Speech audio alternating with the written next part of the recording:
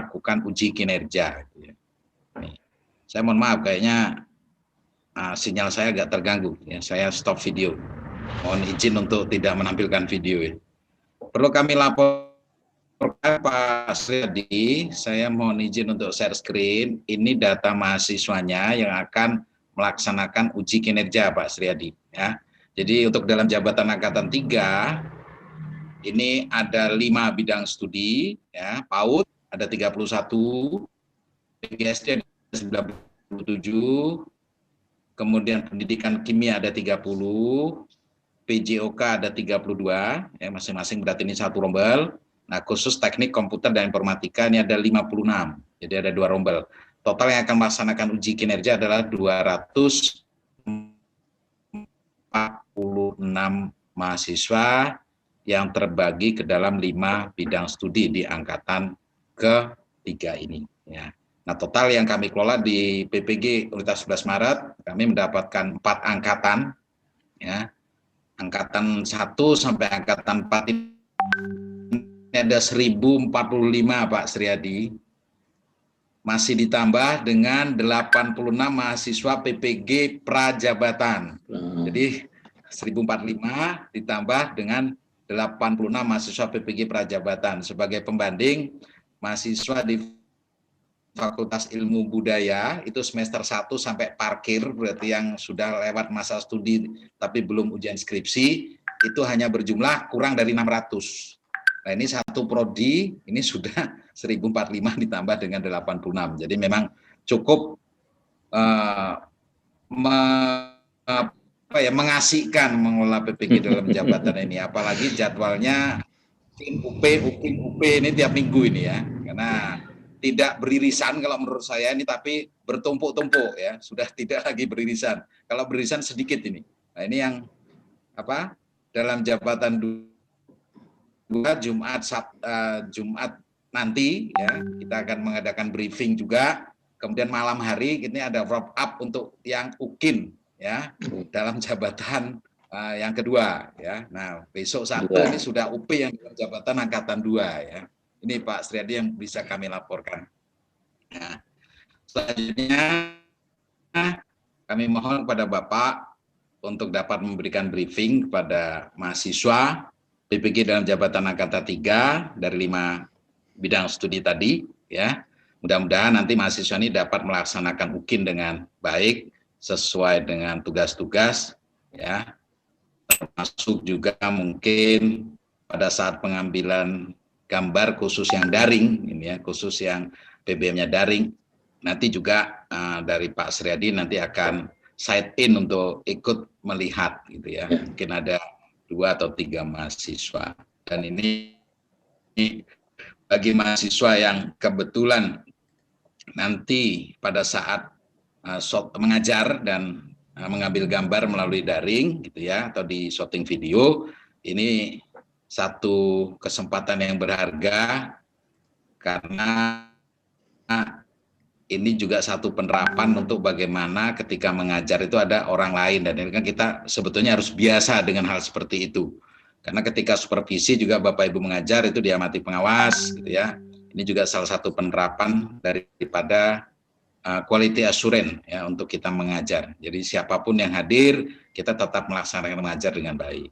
Ini sebagai pengantar kepada Pak Sriadi dan kepada semuanya, mari kita buka acara briefing uji kinerja mahasiswa PPG dalam jabatan angkatan ke-3 ini dengan sama-sama berdoa menurut agama dan keyakinan masing-masing. Berdoa mulai. Selesai. Selanjutnya saya mohon info Mas Akbar dari unsur pimpinan, sudah ada yang hadir belum Mas Akbar? Saya nggak bisa kontrol ini. Mungkin Pak Dekan atau Wakil Dekan? Belum nih kok Bapak. Belum ada ya? Kalau belum nanti mungkin bisa dimulai Pak Sriadi, dan kalau ada unsur pimpinan mungkin hadir, nanti mungkin bisa break sebentar mengatakan Bapak untuk mungkin dari unsur pimpinan sekedar menyapa atau memberi sambutan kepada para mahasiswa itu biar lebih semangat lagi bahwa Semangat. UKIN itu biasa, UKIN itu tidak lebih daripada kita mengajar, cuman sekarang mengajarnya dinilai gitu ya. Monggo Pak Sriadi, waktu sepenuhnya kami haturkan untuk panjenengan. Oke. Terima kasih Pak Tamrin. Assalamualaikum warahmatullahi wabarakatuh. Selamat pagi, salam sejahtera bagi kita semua. Yang saya hormati Pak Tamrin sebagai koordinator di PPG UNS, Pak Akbar, Bapak Ibu pimpinan mungkin yang sudah join, walaupun saya tidak bisa melihatnya gitu karena ini ada 194 orang kita. Bapak Ibu peserta UKIN di angkatan ketiga, ya seperti dikatakan oleh Pak Tamrin tadi bahwa Bapak Ibu sudah diberi pembekalan, mungkin bahkan bimbingan, latihan segala macam tentang mungkin ya memang itulah kontribusi ya, universitas dalam mendukung program PPG ini sehingga kita berharap dalam UKIN ini semua bisa lulus itu. Nah, tetapi sesuai dengan SOP-nya, briefing untuk mahasiswa ini memang tetap harus dilakukan oleh penyelia. Karena itu ya pagi ini kita ketemu briefing, kita mungkin di sini bisa berdiskusi karena memahami satu objek itu umumnya tidak persis sama antara satu dengan yang lainnya. Tetapi tujuan kita adalah satu yang utama yaitu Bapak Ibu itu bisa mengikuti UKIN ini dengan optimal sehingga berhasil juga dengan optimal mendapatkan skor nilai yang tertinggi karena ini akan menyangkut lagi proses berikutnya. Nah, izin saya akan menyampaikan bahan karena bahannya ini juga sudah ditetapkan oleh panitia nasional. Jadi ini saya menyampaikan mungkin ada beberapa diskusi yang perlu kita lakukan nanti. Izin Pak Tamrin saya sampaikan bahannya. Nah, di UKIN ini paling tidak itu kita lihat dari awalnya ini, saya sengaja tidak slideshow. Kalau slideshow saya kadang-kadang itu macet gitu. Jadi nanti coba ini yang penting bisa kita pahami. Nah, di UKIN ini pada prinsipnya kan ada dua, praktek mengajar dan portofolio. Praktek mengajar itu termasuk di dalamnya itu nanti perangkat pembelajaran, PP dan seterusnya, PS. Nah, sementara kelulusan dari program PPG ini kan ada dua, yaitu UKIN dan UP. UP itu nanti muncul berikutnya. Nah, tetapi bukan hanya dua itu sebenarnya yang menentukan, tetapi persyaratan utama itu harus lolos dulu dari PPG-nya, sehingga lolos baru bisa mendaftar KIN. Nah, jadi itu juga merupakan satu persyaratan yang cukup besar.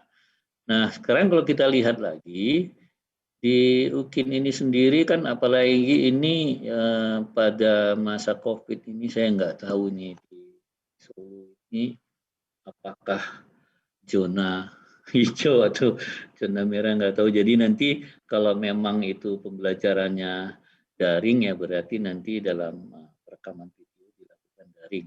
Nah, nanti di sini kita akan lihat sebenarnya bahwa UKIN ini disesuaikan dengan kondisi daerah untuk rekaman videonya, tetapi itu tetap dilaksanakan di sekolah sendiri. Nah, kita lihat lagi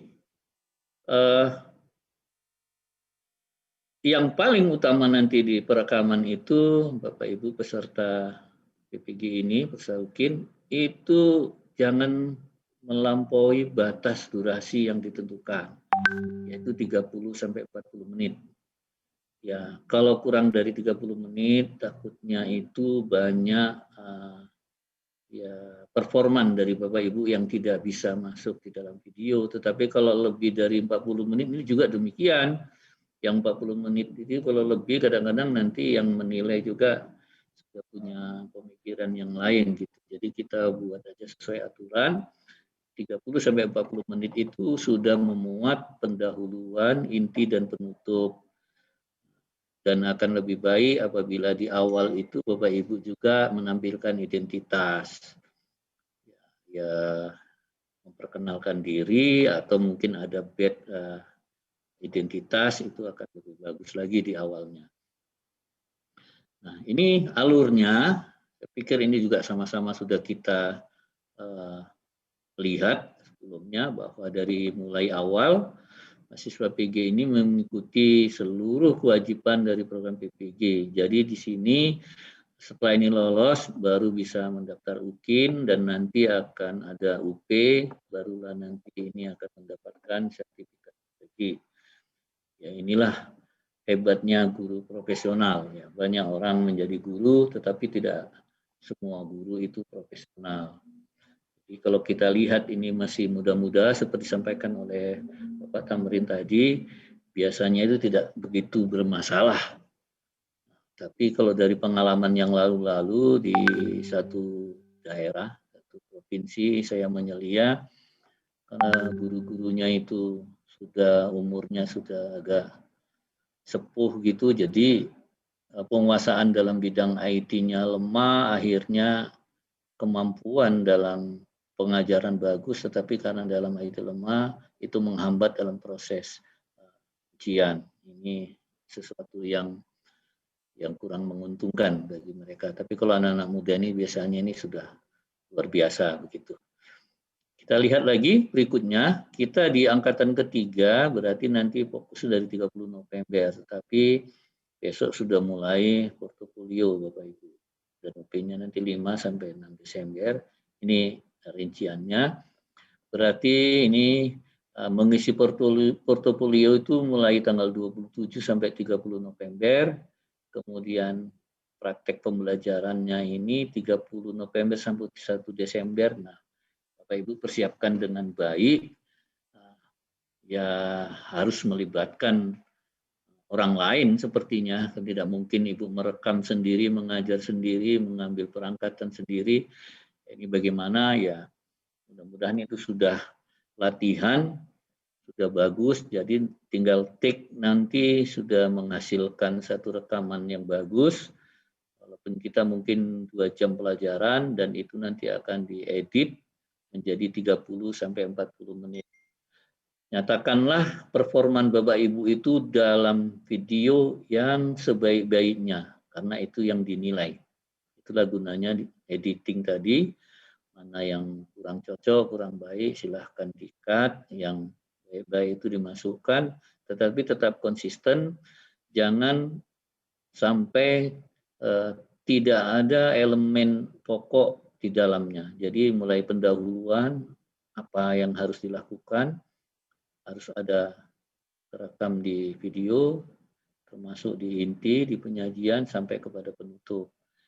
Kemudian di sini harus diupload dan nanti ini saya pikir sudah disampaikan bahwa uploadnya itu bisa di Google Drive, dan nanti kalau video segala macam itu bisa juga di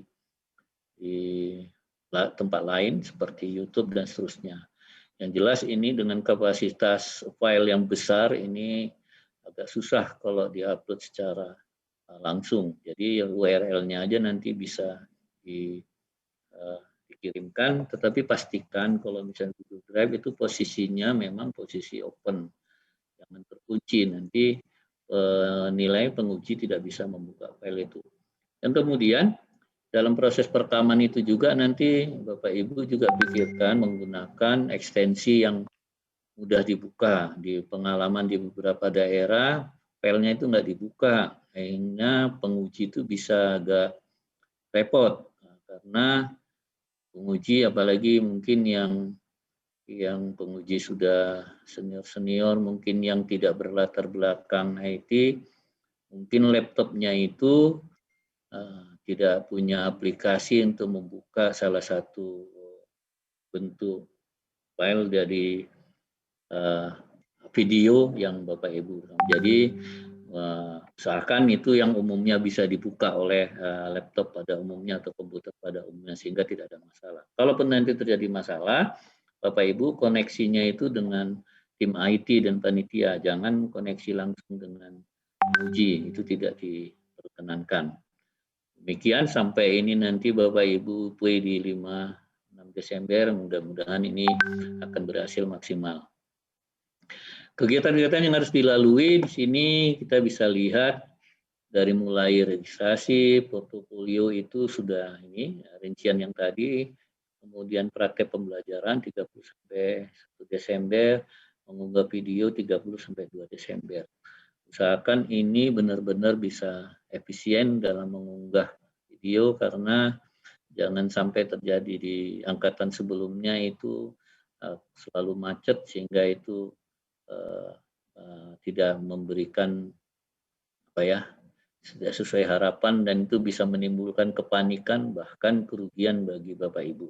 Mudah-mudahan ini tidak terjadi dan panitia nasional juga terus melakukan perbaikan sehingga mungkin akan lebih baik dari sebelumnya, terutama dalam hal mengatasi trouble-trouble yang ditemui karena kita juga tidak bisa pungkiri jumlah peserta yang ribuan itu secara nasional itu server juga kan cukup lelah ya menghadapi itu antrian.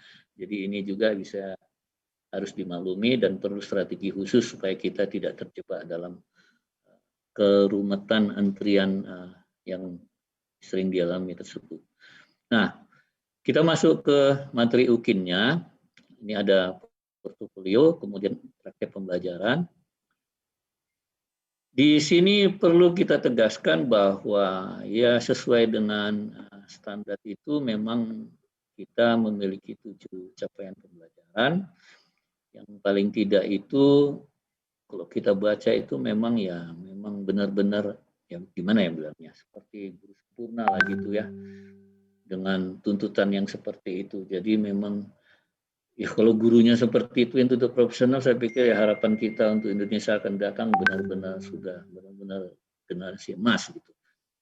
Jadi bisa kita katakan mampu mengembangkan diri secara berkelanjutan sebagai guru profesional dan ini dibuktikan dengan beberapa kegiatan lain untuk portofolio seperti penelitian dan publikasi, refleksi diri, pencarian informasi baru dan inovasi produk-produk yang dihasilkan. Jadi ini sebenarnya komponen baru dalam penilaian yang dulu-dulu sepertinya ini belum muncul, tapi kenapa ini diperlukan? Saya pikir kementerian punya pertimbangan sendiri bahwa guru di zaman sekarang ini tidak boleh lagi hanya fokus hanya pada mengajar, tapi ada kegiatan-kegiatan ilmiah lain yang memang harus diikuti sehingga tetap update dan berkontribusi kepada tugas yang dilakukan terutama dalam pembelajaran. Elemennya seperti ini, jadi dia ada melaksanakan penelitian dan publikasi, kemudian merefleksi diri, yaitu perbaikan-perbaikan yang dilakukan guru dalam konteks peningkatan pembelajaran ataupun mengatasi masalah, kemudian menghasilkan karya-karya inovasi, juga melakukan pengembangan diri, pencarian informasi baru. Ini bisa dijabarkan lagi nanti dalam bentuk aktivitasnya ada di rubrik yang di slide selanjutnya. Yang bisa diakui adalah karya yang dihasilkan oleh mahasiswa dalam jabatan ini itu 2 tahun terakhir dan semasa menjadi mahasiswa di PPG. Tetapi ini tidak boleh merupakan produk PPL di PPG karena itu sudah selesai dinilai. Jadi harus produk yang lain. Lalu itu masih nyamar-nyamar gitu ya. Tapi sekarang ini kemarin di briefing itu harus tegas, tidak boleh. Jadi kalau memang itu sudah misalnya ada tindakan kelas yang dikerjakan semasa PPL itu tidak boleh diajukan sebagai produk untuk UKIN.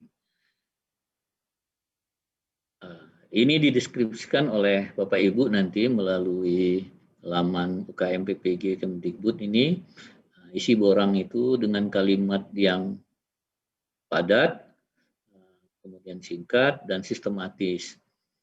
Setiap kegiatan Bapak Ibu sajikan itu masing-masing. Contohnya misalnya nanti dalam kegiatan publikasi, kalau misalnya ada 5 artikel yang sudah publish, itu mohon tiap artikel disajikan, jangan dirangkum jadi satu nanti dalam konteks penilaiannya, karena itu satu penilaian itu dianggap satu produk. Jadi sementara itu beberapa produk nanti bisa dinilai, kalau itu dinilai satu produk dia tidak bisa mendapatkan nilai akumulasi karena itu yang diberikan adalah nilai per produk. Demikian juga dengan refleksi diri. Jadi Bapak Ibu itu nanti buat misalnya saja mungkin dalam konteks pembelajaran, misalnya pembelajaran matematika, mungkin siswanya itu mendapatkan hasil belajar yang rendah, maka Ibu lakukan penelitian sehingga menemukan satu alternatif solusi dan itu Bapak Ibu coba aplikasikan dalam satu siklus, terus dilihat lagi hasilnya, diperbaiki lagi dan seterusnya sampai akhirnya menemukan satu kondisi capaian yang kita katakanlah sudah optimal. Dan ini harus terekam dalam satu bentuk narasi yang memang sistematis. Dan semua itu baik publikasi ini semua maupun refleksi itu harus ada buktinya.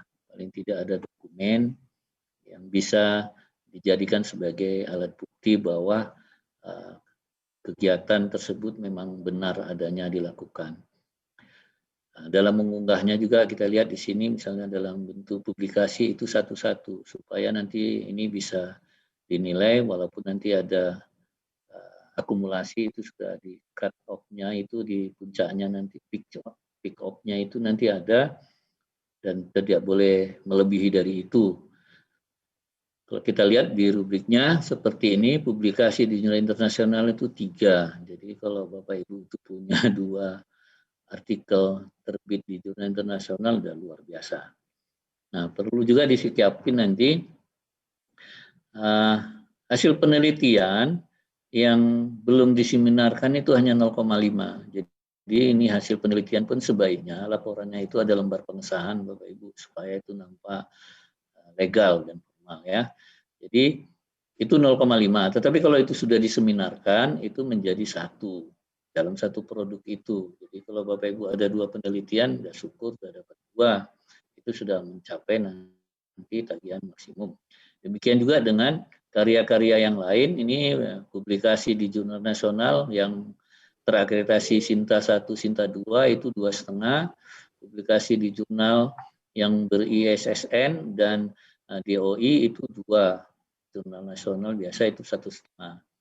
Kemudian laporan penelitian tadi sudah, karya ilmiah best practice ini dalam bentuk proceeding internasional itu 3. Jadi proceeding internasional sebenarnya kan ini lebih mudah ya, karena biasanya itu jauh lebih mudah dibanding dengan artikel yang publish di jurnal. Kemudian ada juga di proceeding nasional 2,5, kemudian proceeding di tingkat provinsi itu 2, karya ilmiah yang populer di mass media nasional itu 1,5, kemudian karya ilmiah populer di mass media yang tingkat provinsi, kabupaten, dan seterusnya ini 1 skornya. Kemudian di kegiatan pengembangan diri, misalnya dalam bentuk pendidikan, pelatihan, training, dan sebagainya, ini cukup melelahkan sebenarnya. Kalau kita lihat ini lebih dari 960 ini dapat 15 skornya. Sedangkan kalau misalnya untuk 30 sampai 80 jam hanya 1 skornya. Demikian juga dengan kegiatan yang lain, misalnya ini melaksanakan refleksi pengembangan diri itu hanya 0,5 tadi. Sedangkan melaksanakan refleksi pelaksanaan penelitian 0,5, kemudian pengembangan karya inovasi 0,5. Kemudian ini juga menulis buku, ini sudah ada, ini rubriknya, ini skornya sampai 6 dan seterusnya. Ini banyak yang bisa kita lihat dari sini, termasuk nanti dalam pembagiannya, karena kita tidak mengerjakannya sendiri. Jadi ini rubriknya, tetapi kalau ini dikerjakan secara berkelompok, tim, ini harus berbagi. Ketua peneliti, kalau itu penelitian, dia mendapatkan hak 60%, sisanya itu untuk anggota yang 40%. Nah, kalau misalnya itu penelitian dilakukan 2 orang, maka peneliti utama itu atau penulis utama kalau dalam publikasi itu mendapat 60%. Sedangkan berikutnya 40%. Tapi kalau itu 3 orang, ya ketua penelitinya atau penulis utama tetap 60%, yang anggota itu berbagi, yang 40% bagi 2, 20%, 20%, demikian seterusnya. Jadi intinya ketua peneliti atau penulis utama tetap mendapat 60%, sedangkan anggota itu berbagi dari sisanya yang 40%. Ini kita lihat di sini, ya banyak sebenarnya yang bisa kita masukkan. Saya yakinlah Bapak Ibu ini sudah di antara sekian banyak ini ya minimal ada 1, bahkan lebih gitu. Jangan-jangan nanti banyak yang tidak dinilai karena kelebihan gitu, sudah mencapai titik puncak skornya, karena ini nanti dibatasi. Seperti ini ada skor maksimumnya. Jadi di mencari informasi baru ini hanya 1,5. Kemudian refleksi diri 1,5, melakukan penelitian ini hanya 2. Jadi kalaupun penelitiannya dia itu ada banyak, misalnya dapat dia ketua itu ada penelitiannya misalnya 3 kali 60%, satu penelitian itu tadi bobotnya ada yang diseminarkan 1, dan seterusnya, ini maksimum hanya 2. Mengembangkan ke inovasi juga ini 2, sehingga total maksimum hanya 7. Jadi nanti Bapak Ibu isikan aja apa yang sudah dikerjakan, produk apa yang sudah dihasilkan, dan lengkapi dengan bukti, biar sistem nanti yang menilai, menghitung dari penilaian yang diberikan oleh penguji. Setelah itu skor nanti masuk semua, itu akan dikonversi ke skala 100. Tapi nanti syarat kelulusan itu 70%. Jadi nanti portofolio ini akan digabungkan nanti dengan nilai UP-nya. Nah, khusus tuh kelulusan yang ini, jadi nanti ada video rekaman itu bobotnya 6. Jadi di portofolio nggak usah begitu gaduh, apalagi dalam waktu yang singkat bagaimana Bapak Ibu menghasilkan penelitian, kemudian mungkin membuat media pembelajaran, segala macam, itu bobotnya hanya 1.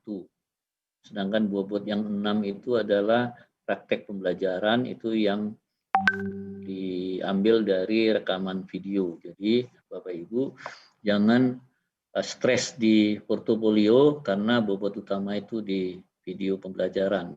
Ya, strategi ini harus Bapak Ibu camkan, ambil mana yang paling menguntungkan bagi Bapak Ibu. Jadi kalau misalnya itu di video pembelajaran mendapat nilai misalnya itu 7, 70 atau 7 lah kita katakan, kalau dalam skala 100, maka nanti di nilai portofolionya harus lebih tinggi. Tapi kalau portofolio ini tidak bisa tinggi, usahakan di video pembelajaran harus maksimal. Seandainya portofolio itu tidak ada, maka Bapak Ibu hanya mengandalkan di video pembelajaran. Usahakan itu jangan di bawah 82. Kalau di bawah 82 pasti tidak lulus. Karena untuk mendapatkan 70% itu minimal 8,82, jadi 867 gitu ya. 8,7. Jadi ya 817 atau 816 begitu. Jadi usahakan dapat 85 ke atas lah kalau untuk praktek pembelajaran. Dan kami yakin karena Bapak Ibu sudah melaksanakan kegiatan itu sehari-hari di praktek pembelajaran. Apalagi ini kan hanya rekaman video. Jadi gunakanlah dalil yang ada, ambil yang baik-baik, biarkan terbuang yang jelek-jelek gitu. Jadi dari rekaman 2 jam pelajaran mungkin Bapak Ibu bisa ambil yang baik-baik, masukkan itu di dalam durasi video yang 30 sampai 40 menit. Jadi ini skornya supaya menjadi perhatian kita bersama. Sekarang kita lihat di profil lulusan yang ini dalam konteks nanti pembuatan video. Guru profesional itu memang luar biasa tuntutannya. Yang pertama menguasai materi ajar, berkarakter dan berkepribadian Indonesia, menginspirasi dan menjadi tauladan, memiliki penampilan mempesona, berwibawa, tegas, ikhlas, dan disiplin, mampu mendidik, membelajarkan, membimbing, mengarahkan, melatih, menilai, mengevaluasi peserta didik sesuai dengan tuntutan perkembangan teknologi informasi dan komunikasi terkini dan masa depan. Bayangkan ini kita sudah luar biasa lah. Lulusan PPG ini memang sudah benar-benar luar biasa. Mudah-mudahan ini bisa kita capai semuanya, terutama di jumlah kita yang dalam jabatan ini 246, ya ini jumlah yang cukup banyak saya pikir. Ya tadi Pak Tamrin bilang itu mengasihkan, tapi kalau saya kok di dalam mengasihkan tadi masih ada embel-embel yang melelahkan juga gitu, karena dengan waktu yang berderet begitu ya, cukup padat. Apalagi ini musimnya di Desember, saya pikir Pak Tamrin dan teman-teman yang lain ini mana lagi laporan penelitian harus selesai, nanti remun juga harus diisi SKP-nya. Ini memang benar-benar tuntutan luar biasa, dan inilah hebatnya kita orang Indonesia gitu. Kita bisa mampu bekerja dalam tekanan kerja yang cukup besar dan dalam waktu yang singkat. Itulah hebatnya kita. Nah, ini performan kita itu dengan 7 CP termixing dalam satu performan itu untuk mendukung 4 kompetensi utama ini, yaitu kepribadian, sosial, pedagogi, dan profesional. Jadi ini di mixing semua, menjadilah ini kompetensi yang memang dimiliki oleh Bapak Ibu sebagai guru profesional produk dari PPG. Mulai dari tugas keprofesian, merumuskan capaian pembelajaran ini berbasis HOTS, jadi tidak lagi hanya berpikir tingkat rendah, tapi sudah berpikir tingkat tinggi. Jadi ini merupakan satu keunggulan bagi kita dibanding mungkin yang dulu-dulu itu belum begitu mendapat perhatian. Kemudian menguasai materi secara bermakna, jadi ini tidak hanya tahu membeo tapi punya makna. Artinya apa yang dikuasai itu nanti bisa dimaknai dan bisa digunakan untuk pemecahan problem atau meningkatkan sesuatu kondisi. Kemudian merancang pembelajaran, kemudian secara terpadu ini berbasis TPEC. Jadi di sini juga integrasi antara teknologi dalam pendidikan ini itu tidak bisa diabaikan, karena zaman sekarang ini di revolusi industri 4.0 ini hampir banyak pekerjaan sudah digantikan oleh sistem aplikasi, dan ini kita dalam proses pembelajaran juga saya pikir ini sudah mulai menggunakan, terutama pemanfaatan multimedia pembelajaran berbasis TIK itu sangat-sangat efektif. Sebenarnya kita bisa mengeksplorasi, menjelaskan sesuatu yang sifatnya abstrak itu menjadi lebih nyata. Jadi itu akan lebih mudah dipahami. Jadi Bapak Ibu itu tidak boleh tidak peduli dengan teknologi, karena tuntutan seperti ini. Dan sekarang ini sentuhan TIK itu sudah masuk ke seluruh sendi kehidupan.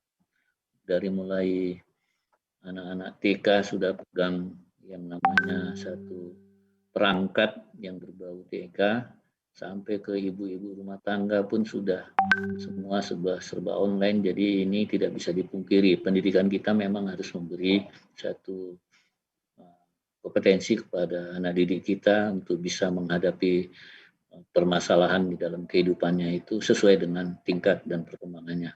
Kemudian di capaian pembelajaran kelima, melaksanakan pembelajaran yang mendidik, kemudian bisa melakukan penilaian, dan juga bisa terus melakukan tugas pengembangan diri. Jadi tidak ada stagnasi. Kalau kita sudah tamat nanti jadi guru profesional, bukan berarti berhenti belajar, kita sudah hebat, enggak. Perkembangan jalan terus, anak didik terus belajar, kita juga harus terus berkembang supaya kita tidak tertinggal. Ini dijabarkan lagi dalam bentuk yang tadi, yang 7. Saya pikir ini sudah sama-sama kita bahas tadi, sudah ada di ringkasannya. Jadi ini kita bisa skip dulu. Nah, sekarang di praktek pembelajaran. Jadi di sini di UKIN ini ada satu kemampuan yang kita harapkan dapat terakomodir di dalam video pembelajarannya itu dari mulai pendahuluan ini sampai penutup. Tetapi itu harus didukung oleh satu perencanaan. Makanya ada perencanaan pembelajaran itu nanti juga harus dibuat sedemikian rupa supaya inline antara perencanaan dengan proses pembelajaran.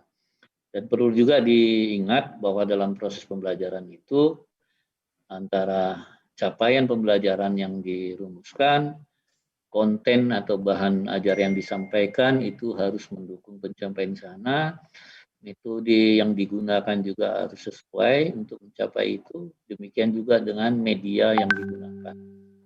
Kalau ini tidak inline, itu nanti bisa tujuannya ke utara, materinya ke selatan, medianya ke barat, evaluasinya ke timur, ya kita nggak tahu itu pembelajaran seperti apa. Jadi mudah-mudahan itu bisa kita ingat benar sehingga produk dari proses pembelajaran yang dilaksanakan itu diterekam dalam video itu menjadi satu produk yang memang representatif bagaimana merefleksikan diri Bapak Ibu sebagai guru profesional dalam melaksanakan pembelajaran.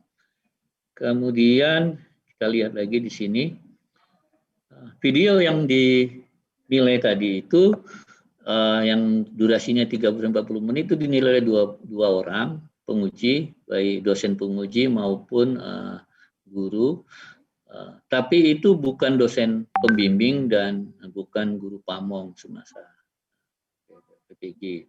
Ini perlu ditegaskan kembali. Saya pikir Pak Tamrin ini sudah dengan tim sudah cukup rapi menyeleksi ini sehingga tidak ada terjadi yang penguji itu merupakan pembimbingnya, karena kalau itu terjadi nanti akan menjadi temuan.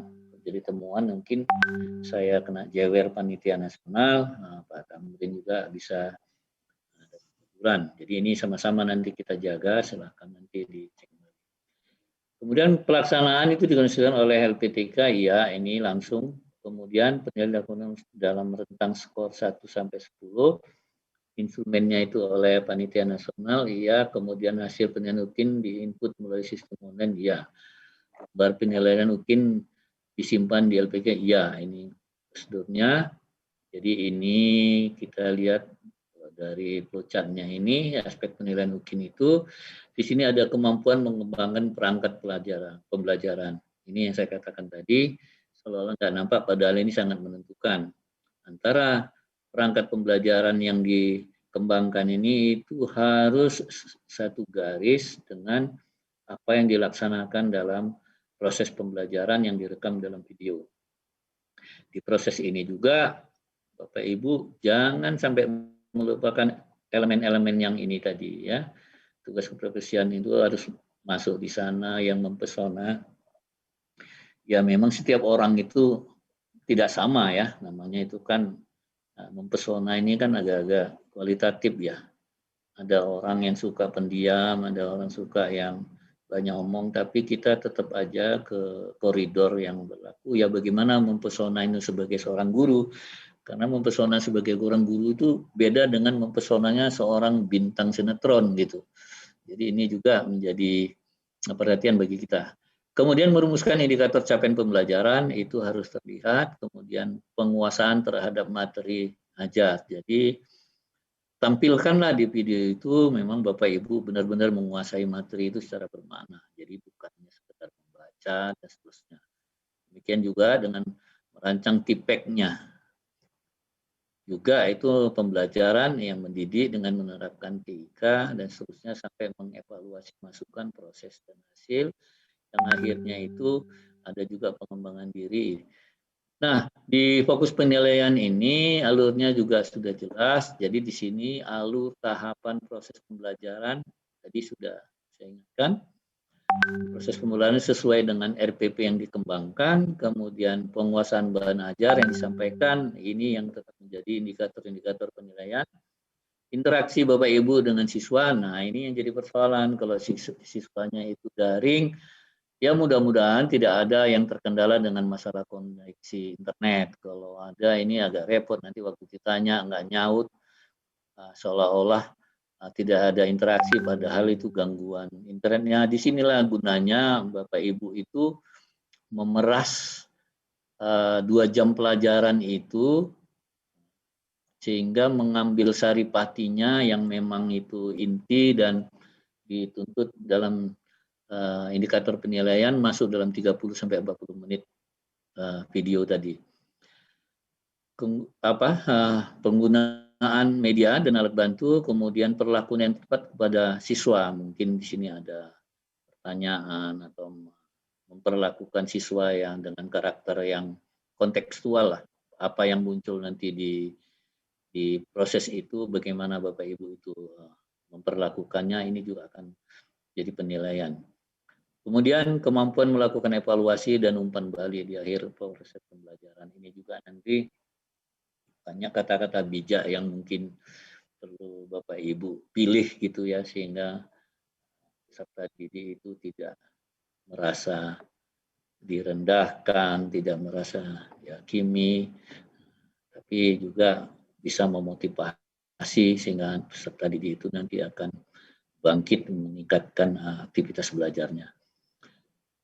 Perangkat pembelajaran ini sekurang-kurangnya memuat RPP, bahan ajar, media pembelajaran, instrumen penilaian. Sekali lagi saya ingatkan, ini harus inline antara kompetensi yang mau dicapai, bahan ajar, media, dan instrumen penilaian hasil belajar. Pola pikir pengisian nilainya kira seperti ini. Bagi yang kalau dikuantitatifkan gitu ya, dari 5,5 ke bawah ini tidak pantaslah menjadi guru. Jadi guru itu ya harus 5,5 ke atas sampai 10 dalam skala 10. Jadi saya masih ingat dulu waktu saya masih SD ya, itu sudah 45 tahun yang lalu gitu ya. Itu menjadi guru itu bukan pilihan utama gitu ya. Saya lihat guru-guru SD saya dulu sangat-sangat memprihatinkan, sehingga ya nggak tahu lah kita gimana itu yang menjadi guru. Tapi kalau sekarang kan udah luar biasa. Jadi luar biasa, artinya profesi guru itu memang satu luar biasa ya, karena dia profesional sehingga banyak diminati, dan dengan demikian juga kualitas itu harus ditingkatkan. Bahkan di negara-negara maju itu yang menjadi guru itu adalah orang-orang pilihan, benar-benar pilihan yang mempunyai ranking gitu ya. Nah, kalau kita yang punya ranking, kalau dulu ya gitu ya, harus jadi dokter gitu ya, segala macam gitu, jadi guru. Ya bisa aja lihat nanti anak kalau lulus dia di mana gitu ya, apa pilihannya. Nah, itu berikutnya ini instrumen UKIN-nya nanti. Saya pikir Bapak Ibu sudah melihat sendiri dengan melalui latihan-latihan dan bimbingan yang diberikan oleh institusi. Jadi mulai ini sudah ada rubriknya, mana dikatakan kurang sekali, kurang, baik, dan baik sekali. Di sini grade-nya. Jadi Bapak Ibu itu memang benar-benar harus memperhatikan ini. Jadi rubrik yang ini ya kita ambillah. Kalau bisa itu yang baik sekali dulu, acuannya di sini. Jangan sampai kita nanti terlempar ke sisi kiri, tapi kita ambil sisi kanan, supaya setiap item itu kita bisa mendapatkan skor yang maksimal. Sebagai contoh misalnya di pendahuluan, ya kita harus menyiapkan peserta didik secara fisik dan psikologi, serta memotivasi siswa dengan bersungguh-sungguh. Jadi ini nggak bisa kita masuk langsung, kalau misalnya sebagai contoh gitu ya, di zaman entah kapan, entah di daerah mana, karena si guru udah bertengkar dulu dari rumah, begitu masuk kelas langsung marah aja sama muridnya, langsung udah hari ini ujian segala macam. Ya, contoh-contoh seperti itu kan bukan contoh yang baik gitu. Jadi dari rubrik yang ini Bapak Ibu harus ambil dari sisi kanannya, usahakan ambil yang maksimum. Ini langkah-langkahnya. Jadi mulai dari persyaratan ini saya pikir sudah. Ini juga saya pikir sudah dilalui oleh Bapak Ibu melalui latihan-latihan, bimbingan, dan seterusnya. Saya pikir ini yang bisa saya sampaikan sampai kepada satu sistem. Nanti waktu rekaman saya akan sit in di kelas mungkin 2 mahasiswa atau 3. Nggak usah terganggu Bapak Ibu, saya nggak akan menyapa dan saya tidak akan menampakkan diri gitu ya. Ya anggap aja seperti di kualitatif tuh penelitian kualitatif. Anggap aja saya itu sebagai cecak gitu. Kalau Bapak Ibu ngobrol apa di ruangan ada cecak di dinding nggak terganggu gitu. Dan gara-gara cecak itu terus Bapak Ibu berhenti gitu. Lanjut aja. Nah, jadi saya hanya ingin melihat prosesnya seperti apa. Dan itu hanya sampel aja. Sekali lagi jangan terganggu. Justru Bapak Ibu itu merasa lebih berharga gitu ya. Tunjukkanlah performa Bapak Ibu. Begitu saya masuk di kelas daringnya itu, saya bisa melihat bagaimana Bapak itu melakukan proses pembelajaran yang direkam. Dan akhirnya kita nanti masuk ke ini, masing-masing nanti harus melakukan upload. Ini untuk UKIN ada monefnya, ini diisi oleh peserta, harus masuk di sini. Ada penguji, ada panitia, dan ada penyelia. Jadi ini yang bisa saya sampaikan dulu, mungkin setelah ini kita ada diskusi. Demikian, mungkin masih ada di dalam Pak Tamrin atau Pak Akbar. Ini saya kembalikan lagi, mungkin ada diskusi. Terima kasih. Oke, terima kasih Pak Sriadi. Ya. Kepada semua mahasiswa, apakah ada hal yang perlu didiskusikan? Kalau saya lihat di chat kayaknya nggak ada nih. Ya, nggak ada yang tanya ya. Waalaikumsalam. Sudah dimulaikah? Gitu ya. Pak, non saya putus-putus suaranya. Ada Pak, ya bahannya sudah ada itu. Ya. Ya, mudah-mudahan nggak ada pertanyaan. Kalau ini benar nih, yakin ya, nggak ada yang perlu ditanyakan. Mumpung Pak Sriadi ada ini, mungkin perlu dimantapkan. Kalau tidak ada, mudah-mudahan kalau nggak ada ya matur nuwun ya Pak ya, lebih Iya, cepat. Oh ini karena Pak, saya mau bertanya. kan sudah dilatih gitu. Dari saya Pak. Oh silakan. Baik, terima kasih atas kesempatan yang dilakukan oleh Pak. Sedikit dari saya terkait dengan apa yang sudah disampaikan Bapak narasumber tadi, memang sudah jelas.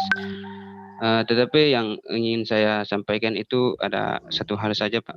Kalau dapat, mungkin poin-poin penting itu nanti di-share ke dosen instruktur atau ke dosen pembimbing, sehingga bisa dibagikan apa yang menjadi materi-materi esensial atau yang menjadi yang poin-poin penting itu yang sangat penting, sehingga pada saat UKIN itu kami mahasiswa tidak terlalu bingung dalam melaksanakan ujian kinerja yang akan datang, Pak. Mungkin dari saya sekian dulu. Saya atas nama Mika Paulus Atamai, PPT dari jam 3, Pak. Terima kasih, saya kembalikan. Saya potong Pak Sriadi, ini bukan jadwal yang jawab ini jadwal saya. Iya, Pak. Mas Mika Atamai dari mana ini? Dari NTT? Halo? Mas Mika Atamai. Betul Pak, dari Alor NTT Pak. Oh dari Alor. Oh, ya semua instrumen, rubrik ya ini nanti bisa ditanyakan ke adminnya Mas ya, ke Pak Kaprodinya, sudah kita share. Mungkin beberapa sudah, kayaknya sudah di-share ini, harusnya sudah di-share. Sudah dapat semua ya? pada saat kita briefing kemarin kan persiapan kan sudah nih. Ya. Iya. Sudah, Pak. Mungkin Mas Atamai ini belum accept ini. Nanti tolong teman sekelas dari Mas siapa? Atamai yang dari Alor ini diberikan ya. Nah, apa Ya, Pak, saja yang terima harus kasih, ada Pak. Nanti saya termasuk usahakan, Pak. rubrik yang harus dinilai. Ya. Ini kayaknya senyum-senyum Ibu Rosidah mau tanya. Pak Dekan sama Bu Dewi masuk. Kalau Pak Sriadi mau menambahkan silakan Pak Sriadi, monggo. Pak Dekan sudah masuk. Amit sewu Pak Dekan masuk, monggo. Pak Dekan dulu. Ya ada Pak Dekan ini. Waduh, ini link registrasi UKIN nanti ya di akhir ya, setelah ini ya kalau registrasi UKIN-nya. Kita untuk pengiriman video benar harus dari yang sama bila mana kuota tanggal dikirim tanggal 1 masih belum. Ya, dilakukan semaksimal mungkin, gitu aja ya Pak Sriadi ya.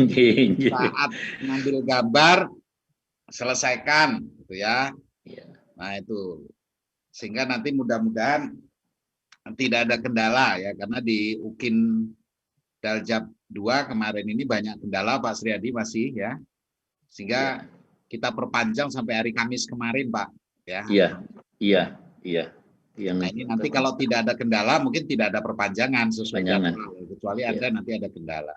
Oke, kayaknya ini chatnya tidak ada lagi gitu ya, Dekan, karena sudah hadir Pak Dekan. Ya. Oke, monggo Pak Dekan untuk memberikan sambutan sekaligus Pak. acara briefing. Ini wajah-wajah pesertanya dari Daljab 3 Pak Dekan, cerah-cerah ini. Ya, ada Indonesia Barat, Indonesia Tengah, dan juga ada Indonesia Timur Pak Dekan. Monggo Pak Dekan. Terima kasih Pak Tamrin. Bismillahirrahmanirrahim. Assalamualaikum warahmatullahi wabarakatuh. Waalaikumsalam warahmatullahi wabarakatuh. Selamat pagi, salam sejahtera untuk kita semua. Yang kita hormati bersama Bapak Sri Adi MPSD, dari penyelia UKM PPG Pusat. Yang kita hormati Bapak Ibu Wakil Dekan, yang kita hormati Bapak Kepala Program Studi PPG